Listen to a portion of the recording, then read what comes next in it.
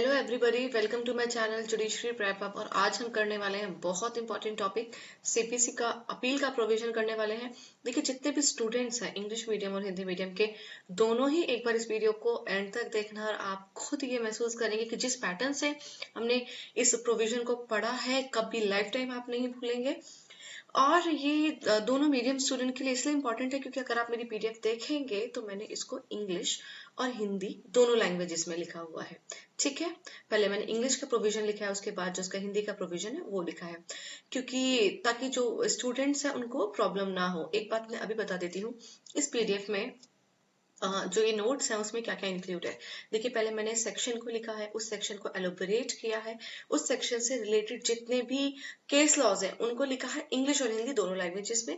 उसके बाद इससे रिलेटेड जितने भी इंपॉर्टेंट एमसीक्यूज हैं वो सब मैं एक ही वीडियो में कवर कराने वाली हूँ। मेरे पढ़ाने का पैटर्न यही है कि जब मैं किसी एक टॉपिक को लेती हूँ तो उससे रिलेटेड जितने भी एस्पेक्ट होते हैं मैं एक ही बार में कवर कराती हूँ, ताकि हमें बार बार इधर से उधर जंप करने की जरूरत ना पड़े। ठीक है, तो जितने भी स्टूडेंट्स हैं, रिक्वेस्ट है अभी आप बैठिए और वीडियो को लास्ट तक देखिए। ट्रस्ट में आपको ये पैटर्न बहुत अच्छे से समझ आएगा।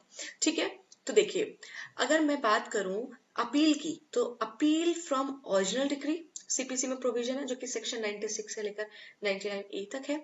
उसके बाद है अपील फ्रॉम एपेलेट डिग्री, ठीक है, जो कि सेक्शन 100 से लेकर सेक्शन 103 तक है। ठीक है, तो हम पढ़ते हैं। देखिए, सेक्शन 96 को अपील फ्रॉम ओरिजिनल डिग्री। देखिए, अगर आप ये देखेंगे सेक्शन 96 इसके अंदर 4 क्लॉजेज हैं। ठीक है, इसके अंदर 4 क्लॉजेज हैं। तो जिसमें बात की गई है पहले, save where otherwise expressly provided in this body of the code by any other law for the time being in force, an appeal shall lie from every decree passed by any court exercising original jurisdiction to the court authorized to hear appeals from the decision of such court। ठीक है, तो क्या है, अब देखिए मैंने इसका की पॉइंट एक साथ लिख दिया कि हर ओरिजिनल डिक्री से अपील की जा सकती है। ये पहली लाइन में यही लिखा है। ठीक है, जो पहला इसका सबसेक्शन है उसमें क्या बात लिखी गई है, देखिए मैंने यहाँ पे जिस्ट वर्ड लिखा है कि अब जो बड़े बड़े प्रोविजन पढ़ने की जरूरत नहीं है, सीधा जिस्ट पर आओ कि हर ओरिजिनल डिग्री से अपील की जा सकती है जब तक एक्सप्रेसली बार ना हो। अगर बार है कि भाई आप इस डिग्री की अपील नहीं कर सकते तब तो एक अलग बात है, वरना हर डिग्री से अपील की जा सकती है। उसके बाद दूसरा, appeal may lie from an original degree passed x Partey. अगर कोई डिग्री एक्स पार्टे पास हुई है, एक्स पार्टे का मतलब होता है जब एक ही पार्टी कोर्ट में आई थी, कोर्ट ने उसी पार्टी को सुना, दूसरी पार्टी आई नहीं रही थी, कोर्ट ने एक ही पार्टी को सुनकर डिग्री पास कर दी, उसको हम बोलते हैं एक्स पार्टी डिग्री। तो अब जो एक्स पार्टी डिग्री आ गई तो क्या उसकी भी अपील हो सकती है? बिल्कुल अपील हो सकती है। ठीक है, ये लिखा मैंने यहाँ पे, एक्स पार्टी डिग्री है उसकी भी अपील पॉसिबल है। लेकिन इसका जो सबसेक्शन 3 है, क्वेश्चन यहाँ से ही बनता है, सेक्शन 96 का सबसेक्शन 3 वो बात करता है no appeal shall lie from a decree passed by the court with the consent of parties. जब दो पार्टीज ने बैठकर अपने आप, ठीक है, अपने ही कंसेंट से कोई डिग्री पास करवाई है कोर्ट से, तो फिर अब आपके पास कोई राइट नहीं है उस डिग्री को लेकर अपील में जाने का। क्यों? क्योंकि ये तो डिग्री आप दोनों के कहने से पास हुई है। ठीक है, तो सबसेक्शन 9 इसका ये कहता है। उसके बाद में बात करूं इसका subsection 4, no appeal shall lie except on a question of law from a decree in any suit of the nature cognizable by court of small causes when the amount or value of the subject matter of the original suit does not exceed 10,000 rupees। इसका मतलब जो small cause का जो मतलब small cause court ने जो आपका suit सुना था, ठीक है, उस सूट की वैल्यू, याद रखना मैंने यहाँ पे वर्ड क्या यूज किया है, सूट की वैल्यू। आपके लिए यही से ट्रैप के क्वेश्चंस बनेंगे कि सूट की वैल्यू या डिग्री की वैल्यू। आप क्या पढ़ रहेंगे यहाँ पे word, in any suit of the nature cognizable by court of small cause when the amount or the value of the subject matter of the original suit। आपका जो ओरिजिनल सूट का सब्जेक्ट मैटर है वो 10,000 रुपए से ज्यादा का नहीं था। तो जब आपका ओरिजिनल सूट 10,000 रुपए से ज्यादा का नहीं था तो आपकी उसकी डिग्री नहीं हो सकती है। ठीक है, लेकिन एक ट्रैप है, वो ट्रैप स्टार्टिंग में ही लिखा है क्या, कि अगर वो जो आपने डिग्री पास करवाई थी स्मॉल कॉज कोर्ट से, ठीक है, जो 10,000 रुपए से कम का जिसका सब्जेक्ट मैटर था, अगर उसमें कोई क्वेश्चन ऑफ लॉ आ रहा है तब डिग्री अलाउ हो जाएगी। अगर क्वेश्चन ऑफ लॉ नहीं है, स्मॉल कॉज कोर्ट ने डिग्री पास की है, सब्जेक्ट मैटर सूट का 10,000 से कम था, डिग्री की अपील नहीं हो सकती। लेकिन डिग्री की अपील हो जाएगी चाहे आपका सब्जेक्ट मैटर 10,000 रुपए से कम था, अगर उसमें इंक्लूड हो रहा है question of law, question of fact भी नहीं, क्वेश्चन ऑफ लॉ। ठीक है, आप याद रखेंगे।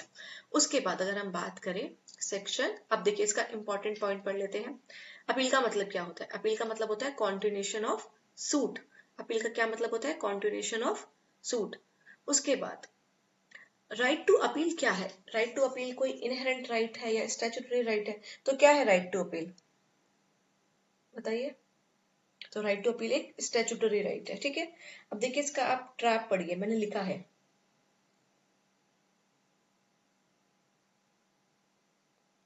एक्स पार्टी के अगेंस्ट दो रेमेडी आपको अवेलेबल है।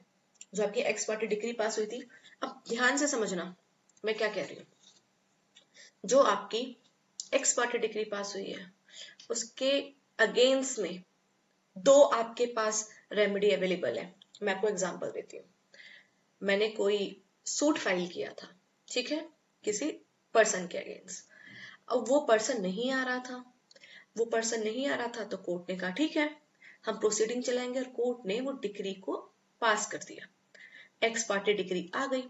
अब जब एक्स पार्टी डिग्री आई, अब वो सामने वाला पर्सन आता है, वो कहता है देखिए मेरे पास रीजन है कि मैं क्यों नहीं आ रहा था, इसलिए इस एक्स पार्टी डिग्री को या तो सेट असाइड कीजिए या मैं इस एक्स पार्टी डिग्री की अपील कर रहा हूं। तो दो प्रोविजंस है ना हमारे पास, दो रेमेडी अवेलेबल हो गई ना उस जजमेंट लेटर को, क्या कि या तो वो सेट असाइड करवा ले। अभी जो सेट असाइड कराएगा वो कहाँ कराएगा? ऑर्डर 9 रूल 13 में। और ऑर्डर 9 रूल 13 क्या कहता है?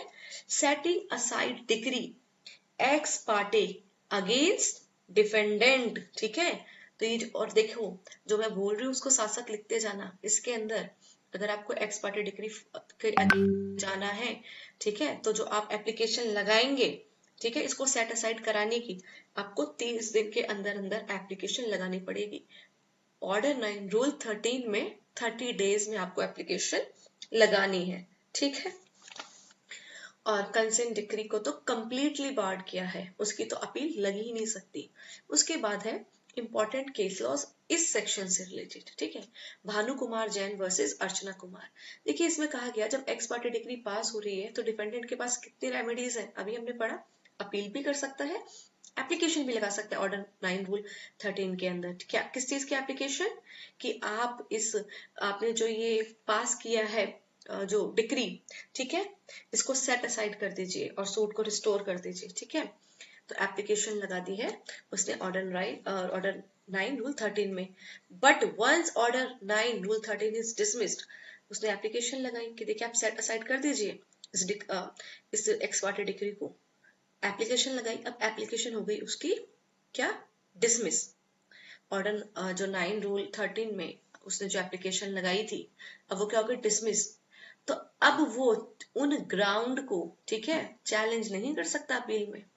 ठीक है, कि क्यों मेरी ये जो एक्स पार्टी डिग्री थी जिसकी मैंने एप्लीकेशन लगाई थी उसको क्यों डिसमिस किया गया, तो उस ग्राउंड को लेके आप अपील में नहीं जा सकते। ठीक है, ये बात याद रखना, बहुत इंपॉर्टेंट एस्पेक्ट है। उसके बाद है श्याम सुंदर वर्सेस राम कुमार। इसमें क्या हुआ? Subsequent events can be considered in appeal, ठीक है, but only to avoid multiplicity of proceedings and should not prejudice vested rights। अपील में बाद की घटनाओं को माना जा सकता है, लेकिन किस लिए मान रहे हैं हम? क्या हुआ कि हमने अपील फाइल करी किसी डिग्री के अगेंस्ट, अब उसके बाद कोई इवेंट हो जाता है तो उसके लिए हम क्या करेंगे? उन इवेंट को हम अपील में ही डाल देंगे, उसके लिए हम नया सूट फाइल नहीं करेंगे। क्यों? फिर तो ऐसे जो बहुत सारी प्रोसीडिंग्स हो जाएगी, एंड ऑफ लिटिगेशन नहीं होगा। तो ये बात की गई है श्याम सुंदर में कि आप अपील में सब्सिक्वेंट इवेंट्स को डाल सकते हैं, कोर्ट उसको कंसिडर कर लेगा। ठीक है, और ये मेंस में बहुत इंपॉर्टेंट पॉइंट है ये वाला। ठीक है, पूछा जाता है, ठीक है, इसको याद रखना। फिर है के शिवालिंगया वर्सेस बीवी चंद्रशेखर गौड़ा। ठीक है, इसमें क्या है? New plea on question of fact can not be raised for the first time in first appeal. ठीक है, इस केस में कहा गया कि अगर आप, ठीक है, कोई नई प्ली लगा रहे हैं सिर्फ क्वेश्चन ऑफ फैक्ट के लिए, ठीक है, तो और वो भी आप रेज कर रहे हैं, तो आप फर्स्ट अपील में ऐसा फर्स्ट टाइम सकते, तथ्यों से संबंधित नया मुद्दा पहली बार, ठीक है, प्रथम अपील में नहीं उठाया जा सकता। अब देखिए क्वेश्चन क्या बनता है कि क्या जो आप अपील में जा रहे हैं, ठीक है, आप जो अपील अलाउ की गई है उसमें क्या अलाउ है, लॉ क्वेश्चन अलाउड है, और क्या नहीं अलाउ है, फैक्ट क्वेश्चन नहीं अलाउ है, ठीक है। अगर आप देखेंगे अभी हम 96 कवर किया है, अब आगे आप देखना उसमें बताया जाएगा, ठीक है। अभी तो हम डिग्री के अगेंस्ट में अपील में जा रहे हैं, ये तो सिर्फ अभी हमारी क्या है, फर्स्ट अपील की बात हो रही है। उसके बाद अगर हम बात करें सेक्शन 97 की, जो बात करता है appeal from final decree when no appeal from preliminary decree. देखिए डिग्री दो तरह की होती है, एक फाइनल डिग्री और एक प्रीलिमिनरी डिग्री, ठीक है। प्रीलिमिनरी डिग्री का मतलब होता है कि केस अभी पूरा डिसाइड नहीं हुआ है, लेकिन किसी पॉइंट पर डिग्री आ जाती है, पूरा अभी डिस्पोजल ऑफ केस का नहीं हुआ है, जिसको हम फाइनल डिग्री कहते हैं। तो ये कहा गया appeal from final decree where no appeal from preliminary decree court where any party aggrieved by preliminary degree passed after commencement of this court does not appeal from such degree। आप preliminary degree की आप appeal नहीं कर सकते, ठीक है। कब, he shall be precluded from disputing its correctness in any appeal which may be preferred from the final degree। जब आप preliminary degree को ठीक है अपील कर सकते थे, जिस टाइम पे प्रीलिमिनरी डिग्री आई थी, आपने उस टाइम पे अगर उसको चैलेंज नहीं किया, तो जब फाइनल डिग्री आ जाएगी तब आप फिर प्रीलिमिनरी डिग्री को आप उसके अगेंस्ट में अपील फाइल नहीं कर सकते। इसका मतलब अगर प्रीलिमिनरी डिग्री आ गई है, आपको अपील फाइल करनी है, तो आप उसके लिए तुरंत आपको अपील फाइल करनी चाहिए, ठीक है। फाइनल डिग्री का वेट मत करो। तो जिस्ट क्या है, अगर प्रीलिमिनरी डिग्री के खिलाफ अपील नहीं की तो फाइनल डिग्री में चैलेंज नहीं कर सकते। इसका एक ट्रैप क्वेश्चन ये बन सकता है कि अगर एक बार आपने वेव कर दिया अपना राइट को, तो वो ऑलवेज बार्ड है, ठीक है।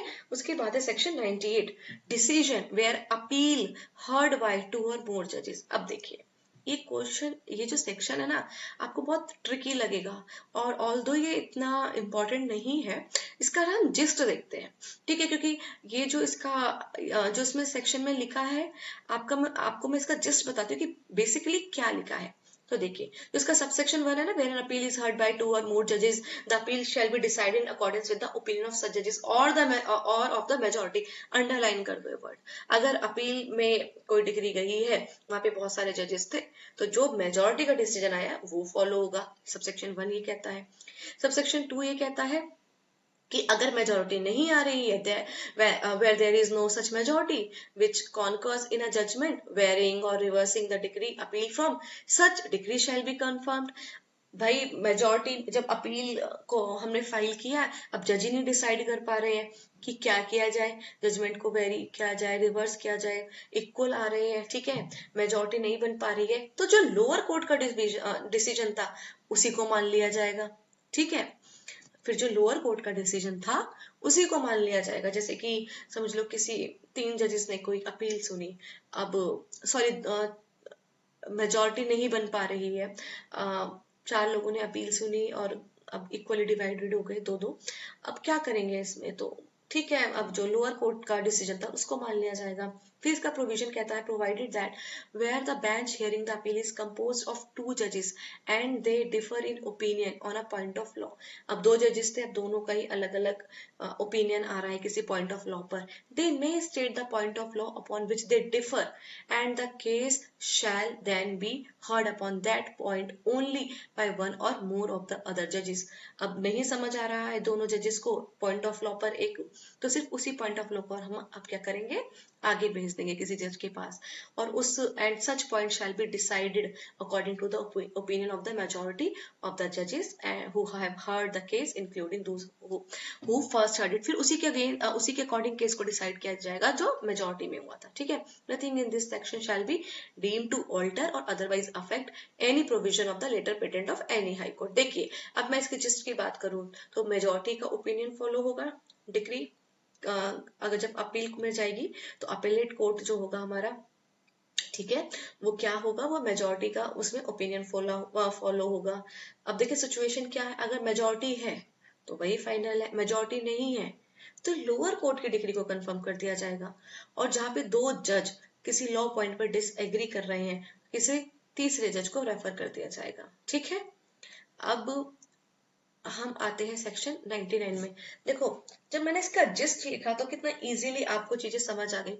ठीक है, तो इसीलिए मैंने हमेशा ट्राई करती हूँ कि किसी भी लॉ को कितना सिंप्लीफाई करके बताया जा सके स्टूडेंट को, वो बताना चाहिए।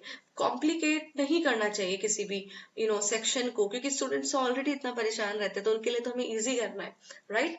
तो ठीक है, मैंने इसी तरीके से आप देखेंगे मैं ऐसे ही पढ़ाती हूँ, मेरा पैटर्न ही यही है। इवन मैं जब एमसीक्यूज कराती हूँ तो उसके आंसर्स भी मैं बोल्ड लेटर्स में कर देती हूँ, यहाँ पे टिक कर देती हूँ सामने ही, ताकि जब स्टूडेंट बार बार देखेंगे उसको समझेंगे तो वो माइंड में क्या होगा, इम्प्रिंट हो जाएगा, छप जाएगा आपके, और आपको आपके अंदर एक कॉन्फिडेंस बिल्डअप होगा। ठीक है, देखिए section 99, no decree to be reverse और मॉडिफाइड फॉर एरर और इरेगुलरिटी। ठीक है, क्या कहा गया है इस सेक्शन में कि कोई भी, ठीक है, जो आपकी डिग्री है, त्रुटि या किसी अनियमितता के कारण क्या होगा, डिग्री को निरस्त या परिवर्तित नहीं किया जाना चाहिए। क्या हुआ इसमें कि देखिए क्या है कि अगर कोई टेक्निकल मिस्टेक है, जैसे no degree shall be reversed or substantially varied, nor shall any case be remanded in appeal on account of any misjoinder or non-joinder of parties or cause of action or any error, defect or irregularity in any proceeding in the suit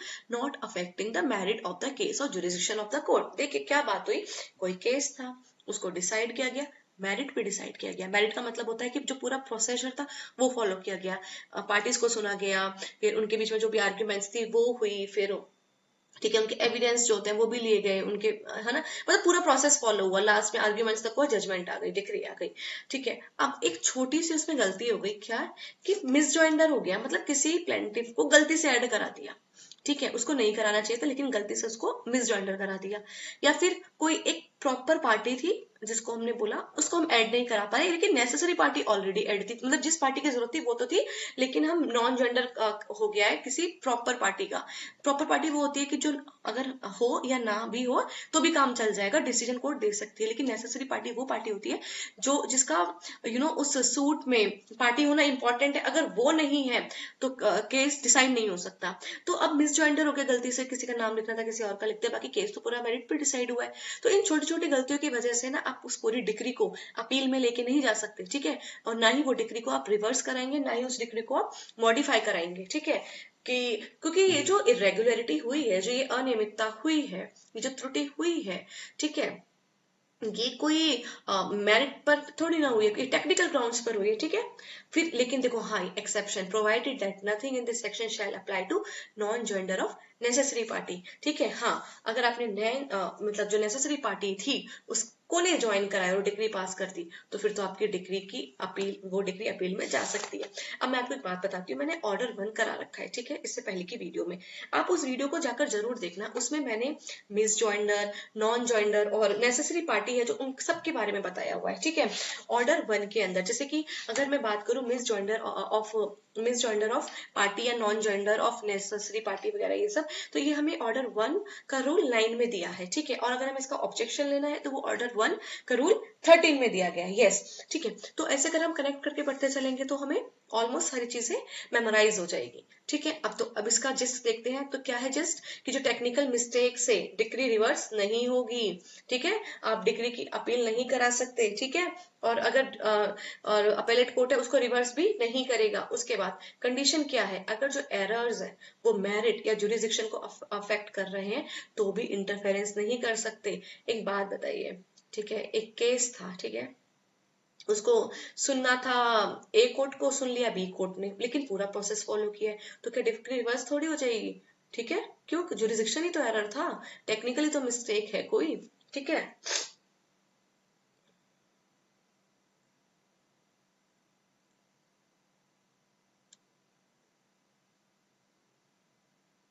अब देखिए, एक इसकी condition है, एक condition क्या है कि अगर कोई एरर मेरिट या जुरिडिक्शन को अफेक्ट कर रहा है तो इंटरफेरेंस हो सकता है।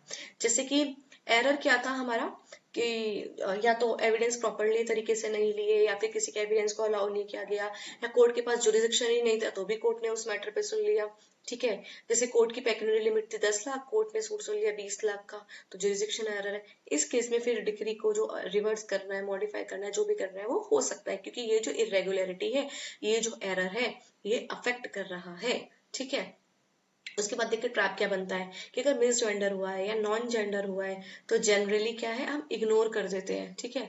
डिक्री को रिवर्स नहीं कराते हैं, मॉडिफाई नहीं कराते हैं अपील में। लेकिन अगर किसी नेसेसरी पार्टी को आपने ज्वाइन नहीं कराया, उसका नॉन जेंडर कर दिया, तो फिर प्रॉब्लम क्रिएट हो सकती है। ठीक है। फिर आप रिवर्स मॉडिफाई करा सकते हैं। उसके बाद है सेक्शन 99A। ठीक है। No order under section 47 to be reversed or modified unless decision of the case is prejudicially affected। अब देखिए जो सेक्शन 99A है, इसके सामने आप लिखिए कि ये ऐड किया गया है 1976 में। किस एक्ट नंबर से? Act number 104। ठीक है। एक्ट नंबर 104 ऐड किया गया, इसको 1976 में इसको ऐड किया गया। इसमें कहा गया कि कोई भी ऑर्डर जो अंडर सेक्शन 47 दिया गया है, उसको आप रिवर्स नहीं करा सकते, मॉडिफाई नहीं करा सकते, अनलेस वो क्या नहीं कर रहा, प्रीजुडिशियली अफेक्ट नहीं कर रहा। अब देखिए हमारा सेक्शन 47 कहता क्या है। तो देखिए हमारा सेक्शन 47 में लिखा है question to be determined by court executing decree. अब देखिए डिक्री पास कर दी किसी कोर्ट ने, ठीक है, कोर्ट ए ने डिग्री पास कर दी। अब ऐसा नहीं है कि जैसे डिग्री पास हुई है तो वो तुरंत आप उसको अपने आप ही एग्जीक्यूशन हो जाएगा, ऐसा नहीं होता है। जब कोर्ट किसी डिग्री को पास करता है तो उसको एग्जीक्यूशन कराने के लिए उसकी एप्लीकेशन लगाई जाती है। अब आपने क्या किया, उस डिग्री को एग्जीक्यूट कराने के लिए एप्लीकेशन लगाई।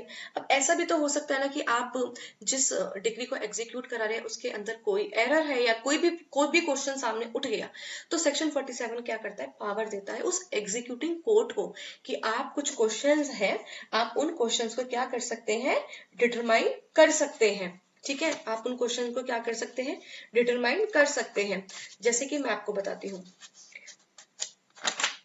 हाँ, जैसे कि all question arising between the parties to the suit in which the decree was passed or their representative and relative, उसके डिग्री के एग्जीक्यूशन के लिए सेक्शन 47 बता रही हूँ मैं, क्योंकि देखिए यहाँ पे लिखा है तो मैं तुरंत बता रही हूँ। मैं ऐसे नहीं कहूंगी ओके सेक्शन 47 पढ़ लेना, नहीं पढ़ पाओगे ना बाद में। जब अभी मैं पढ़ रही हूँ तो मैं आपको अभी ही बताऊंगी कि सेक्शन 47 क्या कहते हैं। सेक्शन 47 कहता है कि जब आप एग्जीक्यूशन करा रहे हैं, डिस्चार्ज करा रहे हैं या सेटिस्फाई करा रहे हैं डिग्री को, ठीक है, डिग्री की सेटिस्फेक्शन के लिए, 3 वर्ड यूज हुए हैं, डिग्री की सेटिस्फेक्शन के लिए, डिग्री के डिस्चार्ज के लिए या डिग्री के एग्जीक्यूशन के लिए। ठीक है।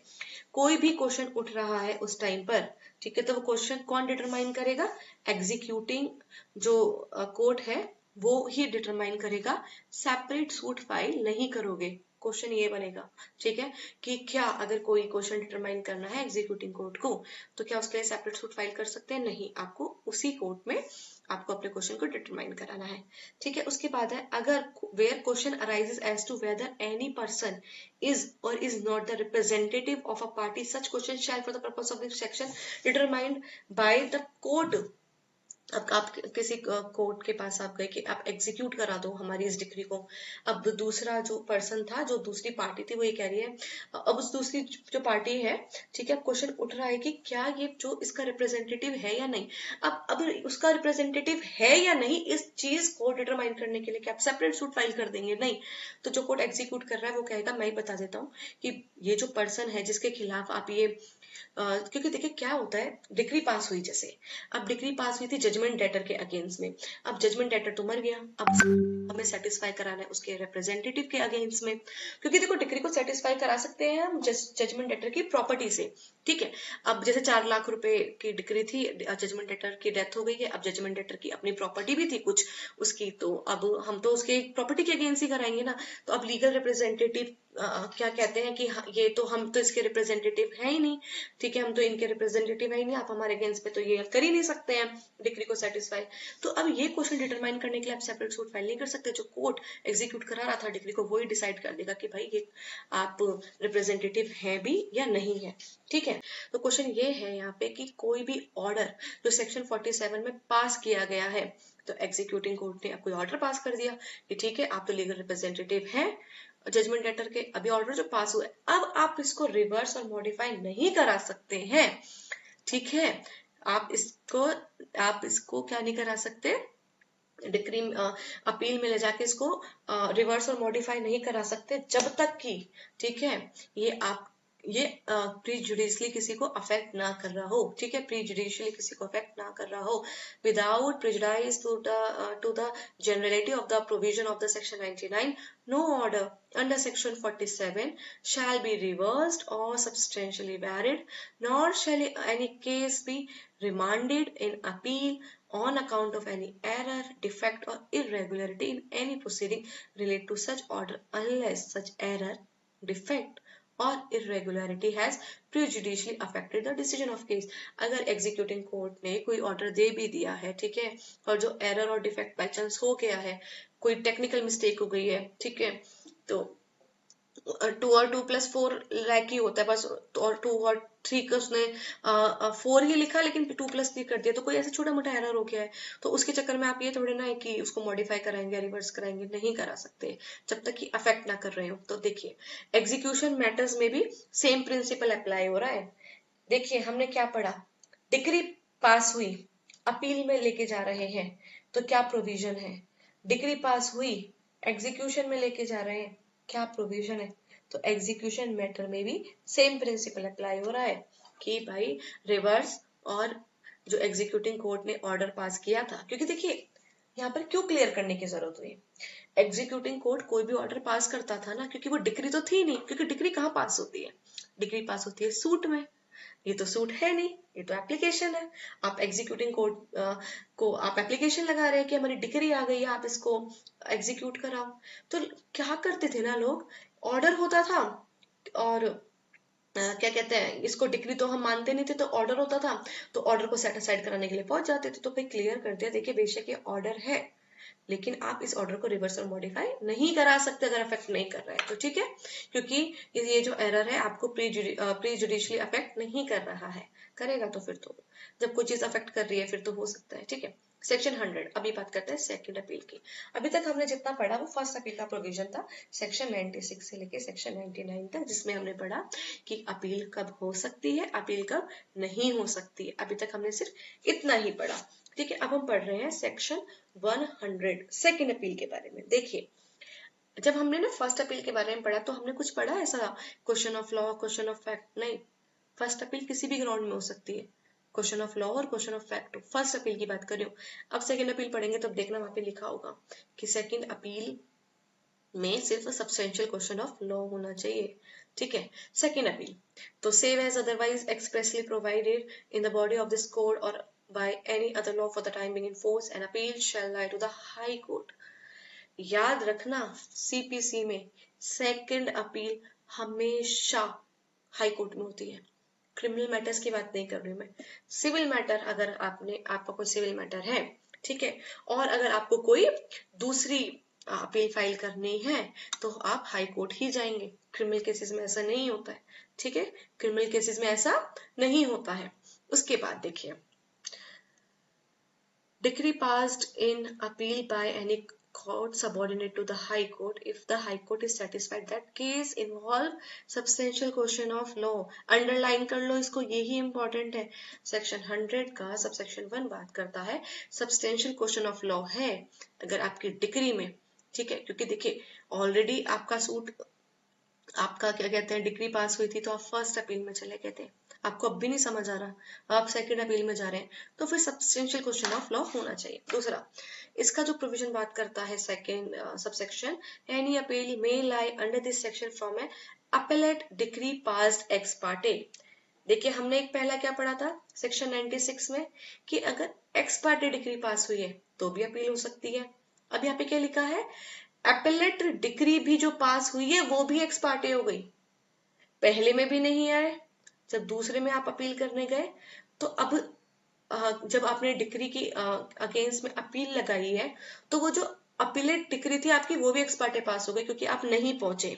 इस केस में क्या उसकी अपील हो सकती है, हाँ, एक्स पार्टे डिक्री की क्या हो सकती है, second appeal x Partey decree की अपील हो सकती है। पहले डिक्री आई, उस डिक्री के अगेंस्ट आप फर्स्ट अपील में गए, फिर जो फर्स्ट अपील में जो आपकी डिक्री पास हुई वो एक्स पार्टे हुई, अब सेकंड अपील में लेके जा रहे हैं आप उसको, ठीक है। फिर इसका सबसेक्शन 3 कहता है in an appeal under this section the memorandum of appeal shall precisely state the substantial question of law involved in the appeal। ठीक है, आप सेकेंड अपील लेके जा रहे हैं, ठीक है, आप बोल रहे हैं कि हाँ इसके अंदर सब्सटेंशियल क्वेश्चन ऑफ लॉ है। तो अगर सब्सटेंशियल क्वेश्चन ऑफ लॉ है तो जो आप अपील का मेमोरेंडम फाइल कर रहे हैं उसके अंदर आपको लिखना पड़ेगा कि देखिए ये सब्सटेंशियल क्वेश्चन ऑफ लॉ है जो इस अपील में इन्वॉल्व हो रहा है। ठीक है, जो आपकी फर्स्ट अपील आई थी, आपने जो फर्स्ट अपील में जो भी डिग्री पास हुई थी, देखिए उसमें ये इन्वॉल्व हो रहा है सब्सटेंशियल क्वेश्चन ऑफ लॉ, इसको आपको मेमोरेंडम ऑफ अपील में लिखना पड़ेगा। उसके बाद द अपील, ठीक है, फिर है फोर्थ इसका subsection, where the high court is satisfied that a substantial question of law is involve in any case it shall formulate the question. अब क्या होता है कि आपने जो फॉर्मुलेट कर, आपने जो स्टेट करके भेजा था, प्रिसाइजली स्टेट करके भेजा था, देखिए ये सब्सटेंशियल क्वेश्चन ऑफ लॉ है। अब हाई कोर्ट जो है यहाँ पे सेटिस्फाई हो जाता है कि हाँ ये बात सही है, इसमें सब्सटेंशियल क्वेश्चन ऑफ लॉ है। तो अब उसको फॉर्मुलेट कौन करेगा? High court. तो याद रखिए सब्सटेंशियल क्वेश्चन ऑफ लॉ को प्रिसाइजली स्टेट करना है आपको मेमोरेंडम ऑफ अपील में, बाद में उसको फॉर्मुलेट हाई कोर्ट कर रहा है। क्वेश्चन ऐसे ही बनेंगे। अब सबको ये तो पता है कि सेकंड अपील हमेशा होती है, किस ग्राउंड पर होती है? सब्सटेंशियल क्वेश्चन ऑफ लॉ पर होती है।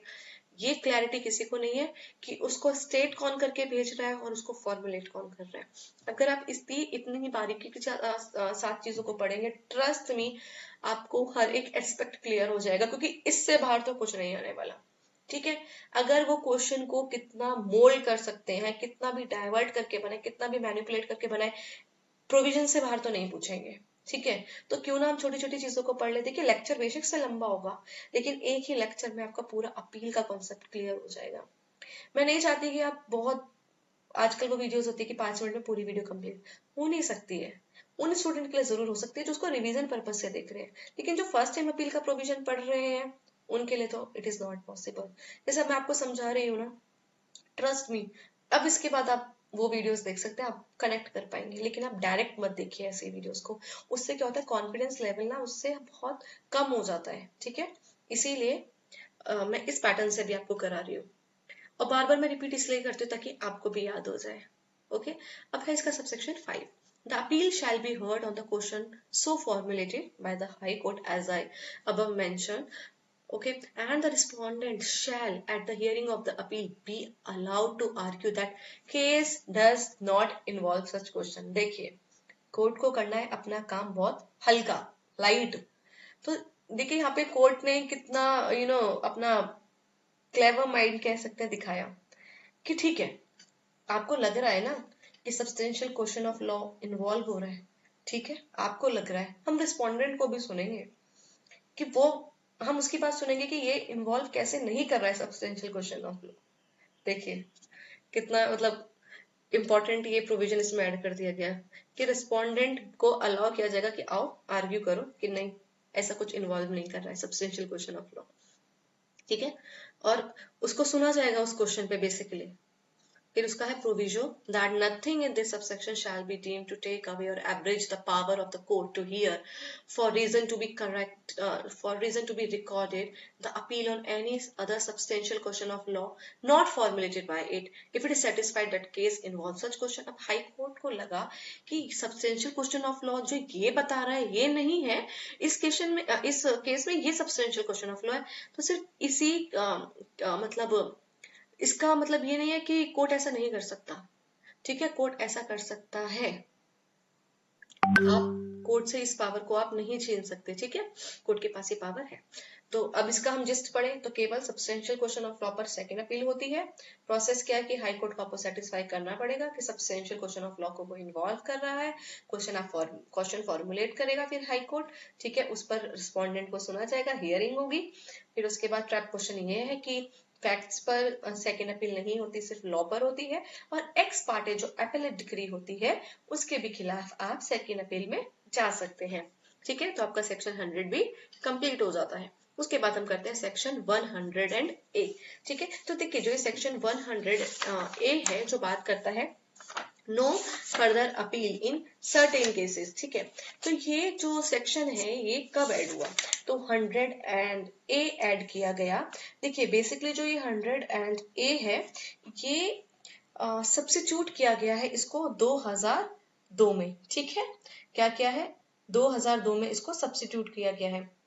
इससे पहले जो सेक्शन 100A था उसको पहले इंसर्ट किया गया था 1976 में, ठीक है। 100A जो था उसको इंसर्ट किया गया था 1976 में, फिर बाद में 2002 में क्या होता है, अमेंडमेंट आता है section 100A act substitute by section, substitute by section, इसको दो एक्ट के दो अमेंडमेंट एक्ट के अकॉर्डिंग क्या है, क्या किया गया है, सब्स्टिट्यूट किया गया है। एक तो 1999, ठीक है, और इसको फिर सब्स्टिट्यूट किया गया है 2002, एक बार आप जरूर देख लेना, ठीक है, सब्स्टिट्यूट किया गया है।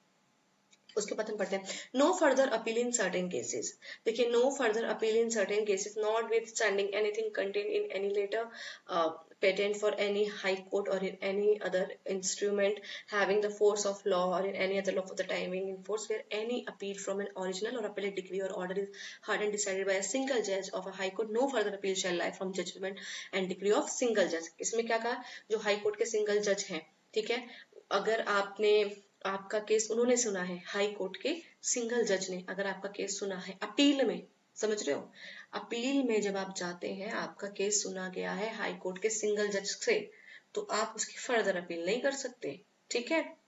और इसमें ये इंपॉर्टेंट ये है कि इसमें क्या है, लेटर पेटेंट को भी क्या है, ओवरराइड किया जा रहा है, ठीक है। उसके बाद है सेक्शन 101। अब बताया गया है कि जो सेकंड अपील हम कर रहे हैं ना, वो किन ग्राउंड पर होगी और किन ग्राउंड पर नहीं होगी। देखिए, second appeal on no other grounds, किसी और ग्राउंड पर नहीं होगी। किस ग्राउंड पर होगी, except on the ground mention in section 100। तो किस ग्राउंड पर हो रही थी, सेक्शन 100 में हमने पढ़ा ना, सब्सटेंशियल क्वेश्चन ऑफ लॉ होगा तभी आपकी अपील अलाउ की जाएगी, तो उसी ग्राउंड पर होगी। 100 कहता है किस ग्राउंड पर होगी और 101 कहता है इस ग्राउंड के अलावा किसी ग्राउंड पर नहीं होगी। क्लियर कर दिया, ठीक है। तो सेकंड अपील केवल सेक्शन 100 के ग्राउंड्स पर ही होगी, कोई नया ग्राउंड अलाउड नहीं है। देखिए, ये एक्सप्रेस प्रोविजन क्यों डाला है, आपको क्यों लगता है, इसलिए डाला है क्योंकि आपको पता है कोर्ट्स के पास है इनहेरेंट पावर, है ना, कोर्ट के पास है इनहेरेंट पावर। बताओगे किस सेक्शन में है कोर्ट के पास इनहेरेंट पावर, सेक्शन 100 एंड 151 में कोर्ट के पास इनहेरेंट पावर। तो कोर्ट चाहे तो अपने अकॉर्डिंग किसी भी केस, अगर कोई भी डिसीजन लाने के लिए, कोई भी ऑर्डर पास करने के लिए, ताकि कुछ प्रिजुडाइज ना हो जाए, ठीक है, और जो कोर्ट का जो प्रोसेस है वो अब्यूज ना हो, ठीक है, इन सब के लिए तो क्या इनहेरेंट पावर दी गई है कोर्ट को कि फिर कोई भी ऑर्डर पास कर सकता है। इसीलिए 101 को लाके भाई पूरा एक्सप्रेसली बता दिया कि कोई और अदर ग्राउंड पे भी नहीं सुनोगे आप सेकंड अपील को, सिर्फ वही ग्राउंड है, ठीक है। उसके बाद हम बात करें सेक्शन 102 की, no second appeal in certain cases. देखिए, सेकंड अपील कुछ कुछ केसेस में नहीं हो सकती है, ठीक है। No second appeal shall lie from a decree when the subject matter of the original suit is for recovery of money not exceeding 25,000 rupees. इसका मतलब हमने एक चीज पढ़ी थी कि फर्स्ट अपील आप कब नहीं कर सकते, जब आपका सूट 10,000 रुपए से कम का था, सब्जेक्ट मैटर, आपके सूट का सब्जेक्ट मैटर अगर 10,000 रुपए से कम है, आप फर्स्ट अपील भी फाइल नहीं कर सकते। अगर आपके सूट का सब्जेक्ट मैटर, ठीक है, जो आपका सूट है उसका सब्जेक्ट मैटर अगर 25,000 रुपए से कम है, तो आप दूसरी अपील फाइल नहीं कर सकते, ठीक है, ये हमने पढ़ा था। तो इसका जिस्ट क्या है कि भाई अगर मनी सूट है आपका, मतलब जो आपका सूट है उसमें जो आपका सब्जेक्ट मैटर था वो 25,000 रुपए से कम का है, तो सेकंड अपील नहीं की जा सकती। उसके बाद है सेक्शन 103। ये क्या कहता है, power of a high court to determine issue of fact. पढ़िए आप इसको एक बार।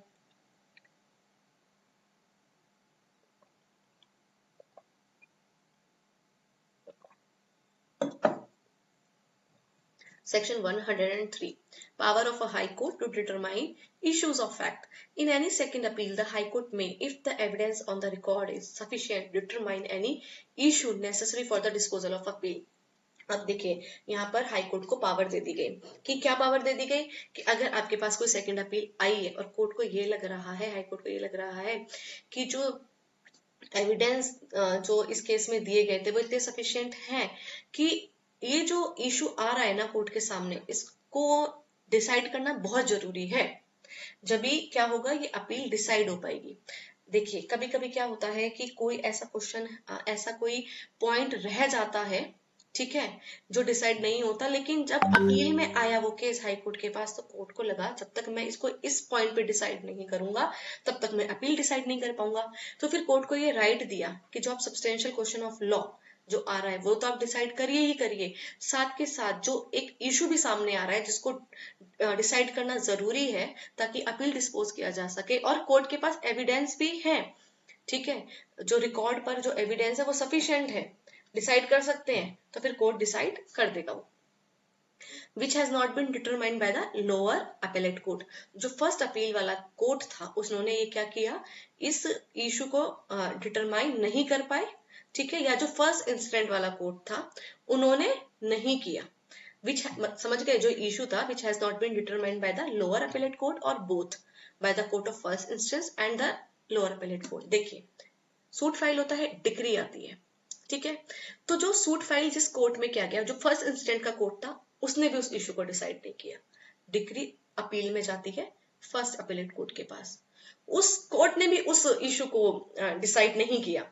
ठीक है, अब कोर्ट अब जाती है अपीलेट कोर्ट के पास डिक्री, सेकंड कोर्ट के पास। ठीक है, तो ये जो सेकंड अपीलेट कोर्ट है वो ये कह रहा है कि ना तो लोअर का अब जो जिस कोर्ट ने डिसाइड किया था कि उसने इस इशू को डिटरमाइन किया, ना ही जो फर्स्ट अपीलेट कोर्ट है, जो फर्स्ट कोर्ट हम गए थे अपील में, उस कोर्ट ने इसको डिसाइड किया।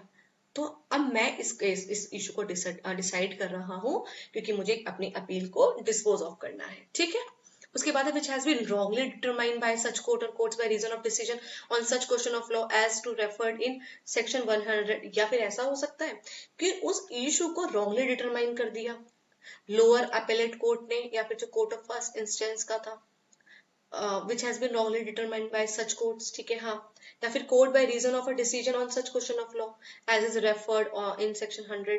तो डिटरमाइन तो किया है वो उसका इशू को, लेकिन गलत डिटरमाइन कर दिया।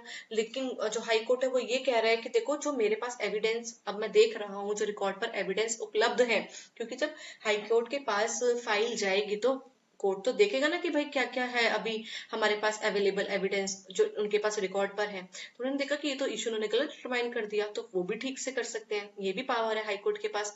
बताई गई है कि जब सेकंड अपील आ रही है हाई कोर्ट के पास तो उनके पास पावर क्या क्या है। ठीक है, सब्सटेंशियल क्वेश्चन ऑफ लॉ पे तो सुनेंगे, साथ में अगर कोई इशू जो आपने डिटरमाइन नहीं किया था वो भी उसको भी डिटरमाइन कर देंगे। ठीक है, और रॉन्गली अगर आपने डिटरमाइन किया था तो उसको करेक्ट कर देंगे। तो यहाँ पे अगर मैं इसकी जिस्ट की बात करूँ तो हाई कोर्ट फैक्ट्स डिसाइड कर सकता है। ठीक है, वही एक्सेप्शन वाले केसेस। कंडीशन क्या है, जब इसके जो एविडेंस है वो क्या हो, सफिशिएंट हो, और इशू जो है वो डिसाइड नहीं हुआ था या फिर गलत डिसाइड हो गया था। और ट्रैप क्वेश्चन यहीं से बनेगा। ठीक है, ये जो सेक्शन 100 का एक्सेप्शन बताया गया है। ठीक है, कि फैक्ट पे भी डिसाइड कर रहा है हाई कोर्ट, और हमने भी क्या पढ़ा था, सब्सटेंशियल। हमने सिर्फ एक, सबको ये पता है कि सेकंड अपील है, हाई कोर्ट के पास जा रही है, सब्सटेंशियल क्वेश्चन ऑफ लॉ पे सुनता है, लेकिन किसी ने एक्सेप्शन नहीं पढ़ी कि भाई वो हाई कोर्ट फैक्ट पे भी डिसाइड कर सकता है केस को, जब वो दो एक्सेप्शन है। ठीक है, इसीलिए हमेशा पूरे प्रोविजन को एक साथ पढ़ना चाहिए। ठीक है, उसके बाद आइए सेक्शन, अब देखिए हमने सेक्शन 103 तक कवर कर लिए। मुझे 100% कॉन्फिडेंस है कि आप भी कॉन्फिडेंस में आ गए होंगे। अब now you are feeling confident कि ठीक है अब हम करते हैं एमसीक्यू सॉल्व, क्योंकि हमने बहुत अच्छे से एक एक सेक्शन को, एक एक उसके सब सेक्शन को, इसकी एक्सप्लेनेशन को सबको पढ़ लिया है, पूरा एक्सप्लेन कर लिया है, एलोबरेट कर लिया है। ठीक है, अब हम करते हैं इसके एमसीक्यू सॉल्व। अब देखना कितना मजा आएगा एमसीक्यू सॉल्व करने में। क्यों? क्योंकि अब हो चुका है हमारा कॉन्फिडेंस बिल्डअप। अब हमें नहीं है जरूरत उनके ऑप्शंस की भी, हम सिर्फ अब स्टेटमेंट पढ़ेंगे और आंसर्स देंगे। ठीक है, अब देखिए सेक्शन 96 किसकी बात करता है, तो सेक्शन 19 बात करता है ओरिजिनल जो डिग्री है उसकी हम अपील लेके जा रहे हैं। ओरिजिनल डिग्री की है ना, जो फर्स्ट डिग्री है उसकी हम अपील लेके जा रहे हैं।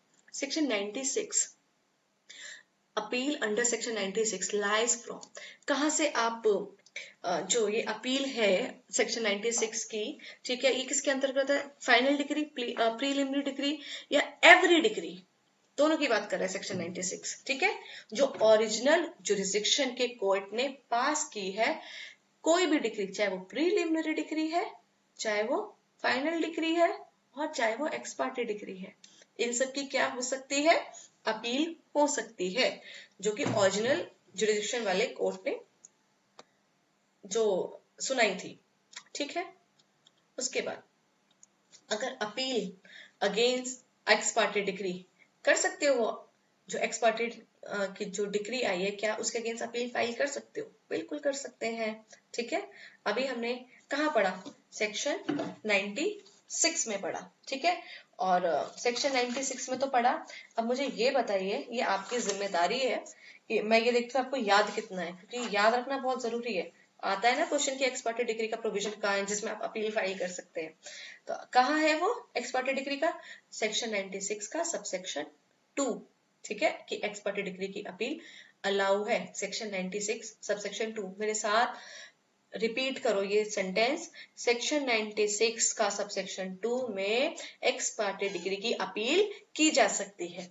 ठीक है। उसके बाद remedy against x party degree बिल्कुल दी गई है। कहाँ दी गई है, ऑर्डर। हाँ देखिए, अब अगर कोई एक्स पार्टी डिग्री है, उसकी क्या क्या रेमेडी है, या तो आप उस एक्स पार्टी डिग्री को सेट असाइड करा लो ऑर्डर 9 रूल 13 में, या फिर आप उस डिग्री के अगेंस्ट में क्या कर लो, अपील में चले जाओ। तो दोनों ही अवेलेबल है, both. Appeal against consent degree. ठीक है। तो क्या आपकी कंसेंट डिग्री के अगेंस्ट अपील हो सकती है? नहीं हो सकती। जब आप दोनों ने ही बैठ के कंसेंट दोनों की लेकर जब डिग्री पास की है, तो अब क्यों डिग्री की आप अपील ले रहे हैं? नहीं मिलेगी। Small cause nature suit appeal lies on, एक स्मॉल कॉज नेचर का सूट था। ठीक है। इसका मतलब उसकी वैल्यू थी 10,000 रुपए से कम, लेकिन अब हमें अपील फाइल करनी है। तो क्या अपील फाइल हो सकती है? उस स्मॉल कॉज नेचर का जो सूट है, उस पर जो डिग्री आई है, उसकी अपील फाइल हो सकती है? जनरली नहीं होती है। लेकिन अगर उसमें इन्वॉल्व है क्या, क्वेश्चन ऑफ लॉ, फैक्ट पे नहीं, अगर क्वेश्चन ऑफ लॉ है तो अपील क्या हो जाएगी, डिसाइड हो सकती है। Question of law only if preliminary degree not appeal, आपने प्रीलिमिनरी डिग्री को उसी टाइम पर अपील नहीं किया, तो क्या आप उसको बाद में चैलेंज कर सकते हैं फाइनल डिग्री जब आए? No, it can not be challenge later. अब देखिए सेक्शन 97 किससे डील कर रहा है? सेक्शन 97 हमारा डील करता है प्रीलिमिनरी डिग्री से। सेक्शन 96 हमारा डील कर रहा था फाइनल डिग्री के कॉन्सेप्ट से। अब वो फाइनल डिग्री आपकी जो है क्या कहते हैं, एक्स पार्टी डिग्री है, या फिर आपकी वो नॉर्मल डिग्री आई है, उससे डील कर रहा था, कंसेंट डिग्री से डील कर रहा था, फाइनलाइज वाली। जबकि सेक्शन 97 हमारी बात कर रहा है प्रीलिमिनरी डिग्री के बारे में। ठीक है। उसके बाद देखिए, अगर कोई मेजोरिटी नहीं आई है बेंच की, अगर आपकी डिग्री अपील में गई और अपील में मेजोरिटी नहीं बन पा रही है, तो फिर किसका डिसीजन माना जाएगा? ठीक है, वापस आ जाओ, back to the reality, back to the lower court. ठीक है, लोअर कोर्ट की डिग्री कंफर्म कर दी जाएगी। उसके बाद है जजेस डिफर्स ऑन लॉ। अब किसी पॉइंट पर कोई जजेस हैं, उनका क्या है वो असहमत है, तो क्या करेंगे, किसी अनदर जज को रेफर कर देंगे। ठीक है, क्या करेंगे, किसी अनदर जज को रेफर कर देंगे। ये जजेस वाली बात कहाँ की गई है अपील से रिलेटेड? सेक्शन 98 में, क्योंकि 96 और 97 में डिग्री की बात है, फाइनल डिग्री, प्रीलिमिनरी डिग्री और फिर जजेस के बारे में बात की गई है। ठीक है, वेयर जजेस हर्ड बाय 2 और मोर जजेस। उसके बाद है सेक्शन 98। सेक्शन 98 किस बारे में बात करता है? सेक्शन 98, अच्छा सेक्शन 98 में कितने सबसेक्शन है? देखिए, लेवल ऑफ क्वेश्चन, और सच में ऐसे बनते हैं, वी नेवर नो कि क्या क्वेश्चन पूछ लिया जाए। We have to prepare for every aspect. ठीक है, हमें बिल्कुल भी कॉम्प्रोमाइज नहीं करना है, बिल्कुल भी एडजस्ट नहीं करना है, बिल्कुल भी फ्लेक्सिबल नहीं रहना है कि ठीक है हम इतना पढ़ लेते हैं। नहीं, हम हर एस्पेक्ट में तैयारी करेंगे। अब देखिए सेक्शन 98, उसके अंदर कितने सबसेक्शन हैं? तो देखिए कितने सबसेक्शन है सेक्शन 98 के अंदर? इसमें देखिए लिखा है 2 सबसेक्शंस, ये गलत है। इसमें 3 सबसेक्शंस हैं। कितने सबसेक्शंस हैं? 3। ठीक है, आप इसको एक बार ठीक कर लीजिएगा, क्योंकि जो इसमें लेटर पेटेंट वाली बात है वो सबसेक्शन 3 में ही तो थी। तो सेक्शन 98 में कितने सबसेक्शन है? 2 सबसेक्शंस है। और जिसका सबसेक्शन 3 है ना, उसको कब ऐड किया गया था? उसको ऐड किया गया था 1970, wait for a while, yes, इसको इंसर्ट किया गया था इसके सबसेक्शन 3 को 1928 में। सेक्शन 98, इसके अंदर 3 सबसेक्शन है। इसका जो थर्ड सबसेक्शन है जो कि बात करता है letter patent of only high court, इसको इंसर्ट किया गया था 1928 में, याद रखना। देखिए 98 और कब ऐड हुआ है 1928, ठीक है। और उसके बाद अगर हम बात करें decree not reversed due to, decree को आप रिवर्स नहीं कर सकते, क्यों? एरर ऑफ लॉ हुआ है, तो एरर ऑफ लॉ हो गया है और डिक्री रिवर्स ना हो, ऐसा नहीं हो सकता। फिर तो डिक्री को आप मॉडिफाई रिवर्स कुछ भी करा सकते हैं क्योंकि लॉ का एरर है, टेक्निकल एरर नहीं है। दूसरा, नो जुरिडिक्शन, जुरिडिक्शन ही नहीं है कोर्ट के पास और डिक्री सुन ली, सूट सुन लिया, तो भी डिक्री क्या हो जाएगी, रिवर्स हो सकती है। कोई प्रोसीजरल डिफेक्ट है जो कि अफेक्ट नहीं कर रहा मेरिट को, जैसे डिक्री का कोई प्रोसेस, जैसे डिक्री का कोई मान लो फॉर्मेट होता है, अभी तक पूरा केस का जो है प्रोसीजरल जो चीजें थी वो सब फॉलो हो रही थी, ठीक है, एविडेंस दे जा रहे थे, सब कुछ हो रहा था, लेकिन क्या हुआ, जैसे मैं बताऊं, साइन करना था लेफ्ट साइड पे और साइन कर दिया राइट साइड पे। अब क्या ये आपके केस के मेरिट को डिफेक्ट कर रहा है क्या? नहीं कर रहा ना, अफेक्ट नहीं कर रहा ना आपके केस के मेरिट को, ठीक है। तो ये जो प्रोसीजरल डिफेक्ट हो रहा है ना, ये आपके मेरिट को अफेक्ट नहीं कर रहा, इसीलिए आपकी डिग्री को रिवर्स नहीं किया जा सकता, ठीक है। फ्रॉड के केस में हो सकता है। उसके बाद है सेक्शन 99। अब हमारा सेक्शन 99 किससे डील करता है? हमारा सेक्शन 99 डील करता है no decree to be reverse और मॉडिफाइड फॉर एरर और इरेगुलरिटी नॉट अफेक्टिंग मैरिट्स और जुरिडिक्शन, ठीक है। किसकी बात कर रहा है? अभी हमने देखिए डिक्री पढ़ ली, ठीक है। 96 में हमने डिग्री पढ़ी, फाइनल डिग्री। 97 में हमने प्रीलिमिनरी डिग्री पढ़ ली। 98 में हम पढ़ रहे हैं कि जब डिग्री एक से मतलब ज्यादा जजेस सुन रहे हैं, ठीक है। 98 में कि हम दो या दो से ज्यादा लोग सुन रहे हैं, जजेस सुन रहे हैं हमारी डिग्री, ठीक है। फिर 99 में हमने क्या पढ़ा कि कोई भी डिग्री क्या होगी, रिवर्स और मॉडिफाई नहीं होगी अगर क्या है कि जो इरेगुलरिटी हुई है और जो एरर हुआ है वो केस का जो है वो है अफेक्ट नहीं कर रहा है, ठीक है। वो क्या अफेक्ट नहीं कर रहा है? मेरिट और जुरिडिक्शन को, वो जो एरर है, जो इरेगुलरिटी है वो अफेक्ट नहीं कर रही है।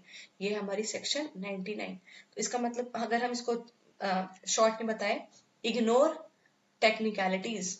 अगर डिग्री के अंदर आपकी कोई टेक्निकलिटीज एरर है तो इसको इग्नोर कर दो। दो शर्त है, मेरिट और जुरिडिक्शन को अफेक्ट ना कर रहा हो, ठीक है। Non joinder of necessary party, तो क्या होगा? हमने पढ़ा था ना, रिवर्स और मॉडिफाई हम नहीं कर सकते जब मिस ज्वाइंडर हुआ हो, ठीक है, पार्टी का, या फिर नॉन ज्वाइंडर हुआ हो प्रॉपर पार्टी का, तो रिवर्स और मॉडिफाई नहीं करेंगे। लेकिन भाई आपने पूरा सूट सुन लिया, डिग्री भी आ गई और जो नेसेसरी पार्टी थी आपने उसी को ज्वाइन नहीं कराया, फिर तो इसको ये डिग्री आपकी रिवर्स और मॉडिफाई हो जाएगी, ठीक है। तो ये non gender of necessary party क्या था? ये एक एक्सेप्शन था, हमने पढ़ा था ना, नॉन जेंडर ऑफ पार्टी ये एक्सेप्शन था सेक्शन 99 का, याद रखना। और साथ के साथ एक और चीज याद रखो, नॉन जेंडर ऑफ पार्टीज और ये मिस जेंडर ऑफ पार्टीज की बात जो हमने करी थी वो ऑर्डर 1 रूल 9 में था। और अगर हमें इसका ऑब्जेक्शन लेना है, नॉन जेंडर हुआ है, मिस जेंडर हुआ है पार्टी का, तो आपको अर्लीस्ट अपॉर्चुनिटी में ले लेना है, ये बात की गई है ऑर्डर 1 रूल 13 में। जो मैं बोल रही हूँ साथ के साथ लिखते चले जाओ, उसको बहुत इंपॉर्टेंट है, ठीक है। उसके बाद सेक्शन 99A किस पर अप्लाई होता है? तो देखिए अब हमने पढ़ा था कि आप रिवर्स और मॉडिफाई नहीं कर सकते डिग्री को, ठीक है, अगर उसके अंदर कोई टेक्निकल एरर है। लेकिन अगर कोई एग्जीक्यूटिंग कोर्ट है, एरर तो उससे भी हो सकता है। अब एग्जीक्यूटिंग कोर्ट था, ठीक है, एग्जीक्यूटिंग कोर्ट था, अब कुछ ऐसा एरर हो गया तो क्या आप उसका भी रिवर्स और मॉडिफाई कर सकते हैं ऑर्डर को? ये ऑर्डर है, 99A ऑर्डर है, 99 डिग्री की बात कर रहा है। डिग्री की हमेशा अपील होती है, ऑर्डर की अपील नहीं होती है। ऑर्डर की अपील तभी होती है जब बता रखा है कि आप इन ऑर्डर्स की अपील कर सकते हैं। जब हम सेक्शन 104 पढ़ेंगे कि सिर्फ ये ऑर्डर्स हैं, इनकी अपील हो सकती है, तो फिर बोला गया कि अगर कोई ऑर्डर है, ठीक है, और क्या कहते हैं कि वो ऑर्डर एग्जीक्यूटिंग कोर्ट ने जो पास किया था, तो फिर उस ऑर्डर की तो आप अपील नहीं करा सकते हैं, ठीक है, क्योंकि यही एरर्स वगैरह अफेक्ट कुछ कर नहीं रहे, ठीक है। तो किससे रिलेटेड है? Order under section 47, executing court ने जो ऑर्डर पास किया है डिग्री को एग्जीक्यूट कराते हुए। फिर है सेक्शन 17, सेकंड अपील किस ग्राउंड पर लाई करती है? सब्सटेंशियल क्वेश्चन ऑफ लॉ हो, लेकिन हमने एक चीज पढ़ी थी क्या, कि अगर कोई ऐसा इशू था जो कि लोअर कोर्ट को जो था डिटरमाइन करना चाहिए था, फर्स्ट इंस्टेंट का जो कोर्ट था या जो लोअर एपेलेट कोर्ट था उसको डिसाइड करना चाहिए था, नहीं किया या फिर रॉन्गली डिसाइड कर दिया, तो फिर क्वेश्चन ऑफ फैक्ट पे भी हाई कोर्ट सुन सकती है। Who frame substantial question of law, तो substantial question of law frame कौन करता है। अब देखिए वही बात आ गई जो मैंने आपको स्टार्टिंग में बताई थी, फ्रेम तो हाई कोर्ट ही कर रहा है, आप तो सिर्फ उसको स्टेट करके भेज रहे हैं प्रिसाइज फॉर्म में, ठीक है। उसके बाद मेमो ऑफ सेकंड अपील, आप सेकंड अपील भेज रहे हैं तो आप उसके मेमोरेंडम ऑफ अपील में क्या लिख के भेजेंगे ही भेजेंगे, सब्सटेंशियल क्वेश्चन ऑफ लॉ आप तो लिख के भेजेंगे भेजेंगे। उसके बाद हाईकोर्ट उसको फॉर्मुलेट करेगा, ठीक है। उसके बाद सेक्शन 103 जो है वो अलाउ करता है हाई कोर्ट को कि आप अपना केस देखिए, अब यहाँ पर हमें चुनना है बेस्ट आंसर, ओनली लॉ तो है ही, ठीक है, ओनली फैक्ट्स, क्या ओनली फैक्ट्स पे सुन सकता है, ओनली फैक्ट्स नहीं था, लॉ पे ही सुनेगा, लेकिन अगर साथ में कोई फैक्ट आ रहा है तो सुन सकता है। सी इसका है डिसाइड फैक्ट ऑल्सो, तो यहाँ पे जो सही आंसर क्या है कि अलाउ किया गया है हाई कोर्ट को कि आप फैक्ट पे भी सुन सकते हैं, लेकिन पावर तो आपके पास लॉ पर सुनने की है, साथ के साथ अगर कोई क्वेश्चन है फैक्ट पे तो सुन सकते हैं, ठीक है। ये बहुत अल्ट्रा ट्रिकी एमसीक्यू है, अगर आपको ये समझ आ गया तो ट्रस्ट में आप एक नंबर एक्स्ट्रा आपको मिल जाएगा। Appeal against consent decree, consent decree की अपील कंप्लीटली बार्ड है सेक्शन 96 के 3 में, और 90 सेक्शन का जो सबसेक्शन 2 था वो किससे रिलेटेड था बताइए, एक्स पार्टी डिग्री से रिलेटेड। अच्छा लो क्वेश्चन ही आ गया, x party degree which is correct, x party degree की खाली अपील हो सकती है, नहीं, हमने पढ़ा था उसका आप डिसमिस भी करा सकते हो एप्लीकेशन लगा के ऑर्डर 9 रूल 13 में, तो इसका आंसर है सी, बोथ रेमेडीज अवेलेबल, ठीक है, both remedies available.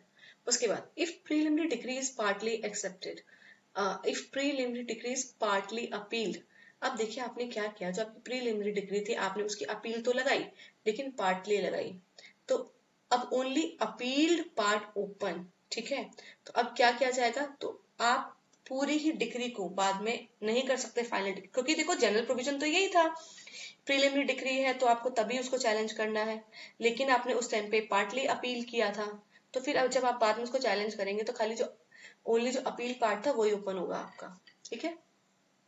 In second appeal high court can interfere with the findings of fact, तो देखिए क्या हाई कोर्ट जो है वो फाइंडिंग्स ऑफ फैक्ट है उस पर इंटरफेयर कर सकता है। अब देखिए मेरी बात सुनिए, हम सेकंड अपील में हाई कोर्ट के पास जाते हैं।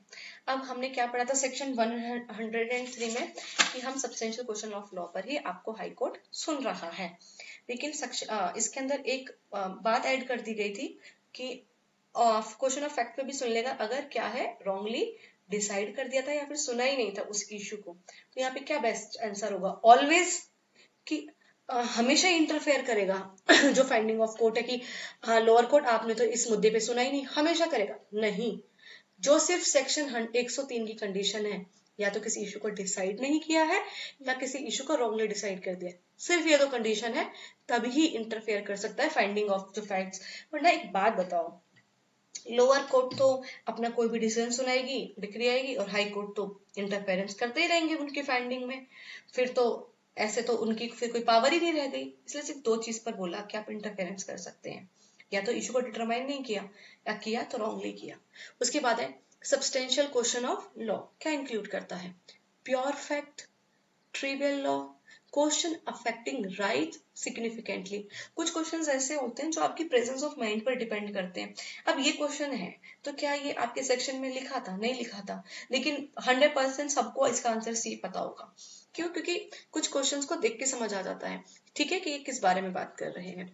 उसके बाद if high court decide second appeal without framing question, तो अब देखिए सेकंड अपील जो हमारा सेक्शन 103 है वो चिल्ला चिल्ला कर कह रहा है कि हाई कोर्ट आप सेकंड अपील सिर्फ सब्सटेंशियल क्वेश्चन ऑफ लॉ पर ही सुनेंगे, जब कोई बात को एक्सप्रेसली लिख दिया तो आप उसको ओवरराइड कर सकते हैं, नहीं कर सकते, तो अगर आपने क्या किया विदाउट फॉर्मुलेट, वो without framing that substantial question of law, ठीक है, if you decide that second appeal, that what will be the result of that appeal, that will be illegal, ठीक है, जो आपने डिसाइड किया है ना, उस सेकंड अपील को आपने जो सब्सटेंशियल क्वेश्चन ऑफ लॉ को नहीं फ्रेम किया, वो क्या हो जाएगी, आपकी इलीगल मानी जाएगी। ठीक है, हाई कोर्ट, आप बेशक से हाई कोर्ट है लेकिन आपको कानून के दायरे में रहकर काम करना पड़ेगा। ठीक है, law is equal to everybody.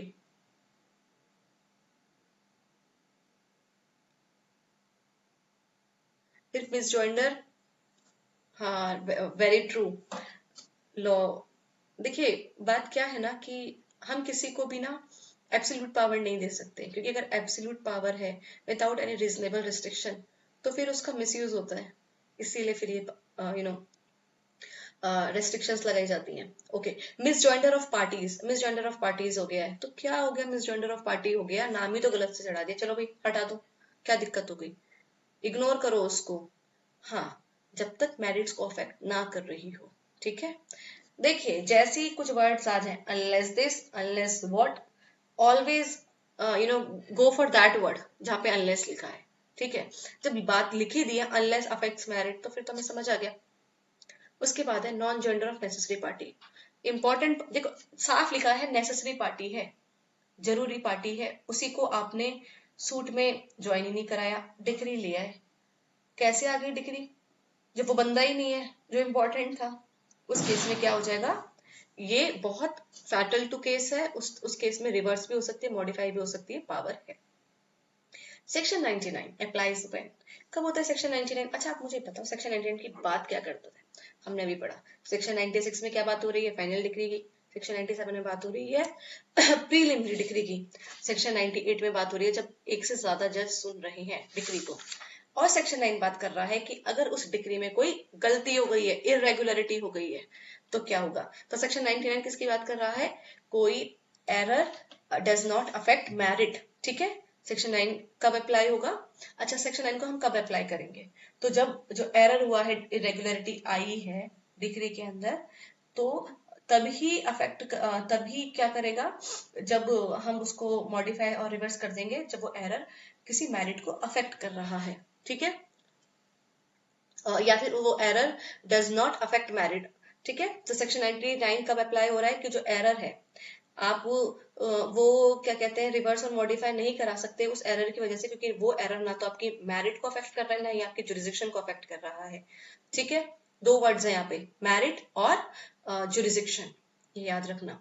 फिर सेक्शन 100A क्या बार करता है, सेक्शन 100A बार करता है, क्या बार करता है, फर्दर इंट्रा कोर्ट अपील। हमने पढ़ा था सेक्शन 100A के अंदर, अगर एक जज हाई कोर्ट का अपील सुनता है तो आप उसी हाई कोर्ट में अपील फाइल नहीं कर सकते कि अब बेंच मेरी अपील को सुने। ठीक है, तो ये फर्दर इंट्रा कोर्ट अपील, ठीक है, उसको क्या करता है, रोकता है।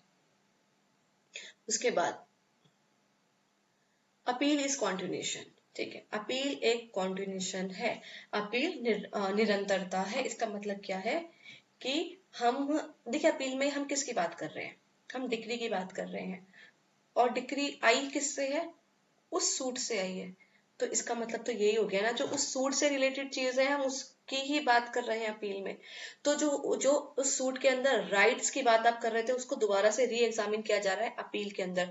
तो अपील तो एक कॉन्टिन्यूशन है उसी सेम राइट को री एग्जामिन करने का, कि पहले उस राइट के बारे में डिसाइड किया था अपेलेट कोर्ट ने, पहले उसे डिसाइड किया था कोर्ट ने, फिर उसी को डिसाइड कर रहा है अपेलेट कोर्ट। ठीक है, उसके बाद इफ टू जजेस इक्वली डिवाइडेड, दोनों जजेस इक्वली डिवाइडेड हो गए हैं, अब डिग्री कौन सी होगी, क्या होगी, back to the reality, back to the lower court. ठीक है, लोअर कोर्ट का डिग्री कंफर्म हो जाएगा।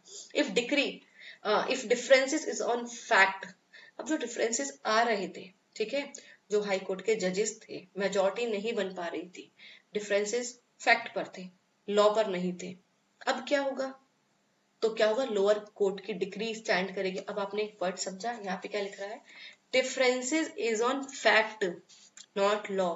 और अगर डिफरेंसेस ऑन लॉ होता तो क्या होता, अगर डिफरेंसेस ऑन लॉ होता तो हमारा, हम क्या करते, दूसरे जज को ये भेज देते, क्योंकि अगर जब हम सेक्शन 98 पढ़ते हैं, जो जजेस की बात करते हैं कि दो या दो से ज्यादा जब जजेस होते हैं डिग्री को सुनते हैं उस केस में, तो जब उनका डिफरेंसेस ऑफ आ रहा है पॉइंट ऑफ लो पे। देखिए मैं आपको एक बात देता हूँ, मैं हमेशा बेयरेक्ट लेके बैठती हूँ ताकि कभी भी गलती से भी कोई गलती ना हो जाए।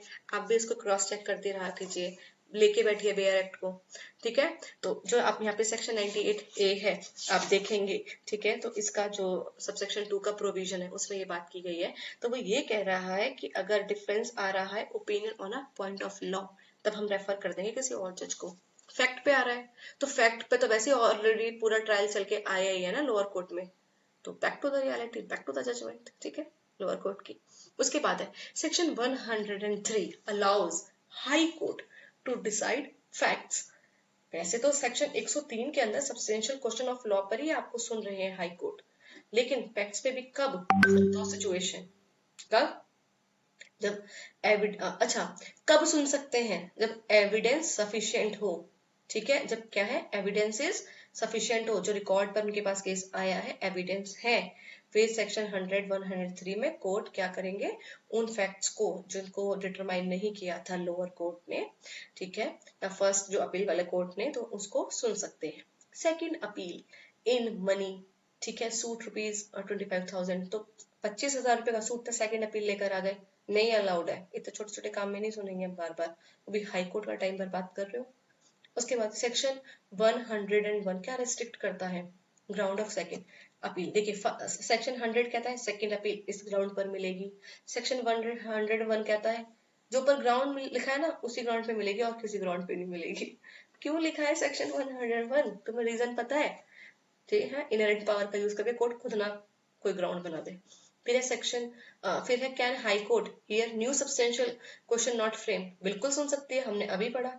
अगर हुआ ऐसा कि जो अपील फाइल कर रहा था, ठीक है, जो वो बंदा अपीलेंट जो था उसने जो सब्सटेंशियल क्वेश्चन ऑफ लॉ जो मेमोरेंडम अपील में बना के भेजा था, कोर्ट को लग रहा है ये नहीं है, मैं बनाता हूँ अब सब्सटेंशियल क्वेश्चन ऑफ लॉ, मैं फ्रेम करता हूँ, ये वाला है, तो बना सकते हैं yes yes yes with reason. Consent decree को चैलेंज किया जा सकता है, ठीक है, तो कंसेंट डिक्री है तो उसको आप चैलेंज कर सकते हैं बाय अपील, अपील में लेके जा सकते हैं आप कंसेंट डिक्री को। पहली बात तो आपने कंसेंट डिक्री को खुद ही पास करवाया, अब आप उसको चैलेंज कर रहे हैं अपील में, तो अपील में नहीं करा सकते। क्या कंसेंट डिक्री की आप रिवीजन करा सकते हैं? अगर आप मेरा पहले वाला इससे लेक्चर देखेंगे तो मैंने रिवीजन क्या है, रेफरेंस क्या है, रिव्यू क्या है, इन तीनों का डिफरेंशिएशन बताया और बहुत अच्छे से बताया कि अगर अपील है तो आप रिवीजन नहीं करा सकते हैं, या फिर सेम कोर्ट है तो आप रिव्यू करा सकते हैं, पूरा आपको मैंने डिटेल में बताया, आप देखिएगा वहां जाके। तो यहाँ पे ये कह रहा है कि जो कंसेंट डिग्री आपने पास कराई है ना तो उसकी अपील हो सकती है ना ही उसका रिवीजन हो सकता है। क्या आप कंसेंट डिग्री को आप चैलेंज कर सकते हैं सेपरेट सूट फाइल करके? देखिए कितना इंपॉर्टेंट चीज है, आप अपील में नहीं जा रहे हैं, लेकिन कोई कंसेंट, ऐसा तो हो सकता है ना कि वो जो डिग्री कंसेंट डिग्री आई है दूसरी पार्टी के साथ फ्रॉड कर दिया हो, तो फिर आप क्या कर सकते हैं, सेपरेट सूट फाइल कर सकते हैं फ्रॉड के ग्राउंड पे, ठीक है। उसके बाद है सेक्शन 96 क्या एक्सक्लूड करता है, किस, तो वो क्या एक्सक्लूड कर रहा है, कंसेंट डिक्री को एक्सक्लूड कर रहा है सेक्शन 96, जिसको हमने सब सेक्शन 3 में पढ़ा था कि कंसेंट डिक्री की अपील नहीं हो सकती। प्रीलिमिनरी डिक्री की अपील कर सकते हो, फाइनल डिक्री की भी अपील कर सकते हो, लेकिन कंसेंट डिक्री की आप अपील नहीं कर सकते हो। इवन एक्स पार्टी डिक्री की भी आप अपील कर सकते हो, ठीक है। तीन चीज पढ़ी हमने सेक्शन 96 में फाइनल डिग्री, सेक्शन 97 में प्रीलिमिनरी डिग्री, सेक्शन 98 में जजेस, ठीक है, जब मेजोरिटी से ओपिनियन उनका प्रिवेल करेगा। देखिए मैं बार बार रिपीट कर रही हूँ ताकि याद हो जाए आपको। इस सेक्शन जब ये पूरा वीडियो कंप्लीट हो जाएगा ना तो आप बोलेंगे यस अब मुझे अपील के प्रोविजन में कोई प्रॉब्लम नहीं है, ठीक है। उसके बाद है मोस्ट, अच्छा देखिए अब ये ना बहुत इंपॉर्टेंट क्वेश्चन, आप समझना कि जो मोस्ट डेंजरस जो ट्रैप है अपील का वो क्या है, फैक्ट वर्सेस लॉ का कंफ्यूजन रहता है। जुरिसडिक्शन से रिलेटेड कोई बात नहीं है, एविडेंस से रिलेटेड है नहीं, प्रोसीजर से रिलेटेड है नहीं, क्या फैक्ट पे सुन सकते हैं, क्या लॉ पे सुन सकते हैं, फैक्ट पे सुन सकते हैं, तो कब सुन सकते हैं। Okay guys, so that's all for today, I hope, और मुझे लगता है कि आपको ये लेक्चर पसंद आया होगा। बहुत सिंप्लीफाई तरीके से, बहुत इजीएस्ट वे में हमने इसको समझा है पूरा अपील का प्रोविजन, अपील फ्रॉम डिक्री और अपील फ्रॉम अपीलेट डिक्री, ठीक है। इस प्रोविजन को हमने कंप्लीट कर लिया है, इसके केस लॉस कर लिए हैं, एमसीक्यूज कर लिए हैं, अमेंडमेंट भी कर लिए हैं, एक ही वीडियो में आपका सब कुछ कंप्लीट हो चुका है। तो अगर आपको मेरी वीडियो अच्छी लगी है तो प्लीज प्लीज इस चैनल को सब्सक्राइब कर लेना, एक अच्छा सा कमेंट डाल देना, वीडियो को लाइक कर लेना, ठीक है। और अगर आपको ये पीडीएफ चाहिए तो आप मेरे टेलीग्राम चैनल को ज्वाइन कर सकते हैं, लिंक मैं कमेंट बॉक्स में डाल दूंगी। So that's all for today, bye bye, take care.